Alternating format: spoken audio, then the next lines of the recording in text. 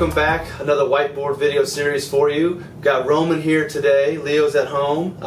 Summer will be here soon, so it'll be every Friday whiteboard videos with both of the boys. We've got a short and sweet one today. Rome, tell me what we're going to talk about. Stagflation. Right, we're going to talk about stagflation. You may or may not have heard of this term before. I've heard it a few more times over the last few weeks on the news and CNBC, so I thought I would go over it. The last few weeks we spent some time talking about the Federal Reserve raising interest rates, trying to keep inflation in line. And one of the things they want to also prevent is something called stagflation. So what is stagflation? Stagflation is when we have a double whammy, that's the official term, a double whammy of slowing growth and rising inflation. So what usually is happening at that time is we're having high unemployment. So when you look at our situation today, we don't really see that because unemployment is very low. But some of the concerns are we're going on a real good run of growth. We talked about that last week. And eventually it's got to slow down. That's just normally what happens. We have a slowdown in the economic cycle.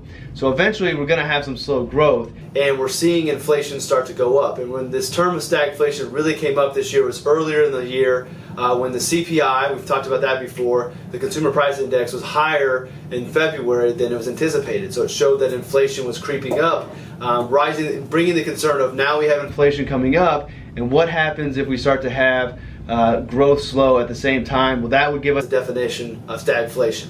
So that's what stagflation is. If you hear that term, I don't know if you really need to be concerned about it yet, but that's what it means. So now you feel a little bit more educated as you hear these terms on the news or people talking about it.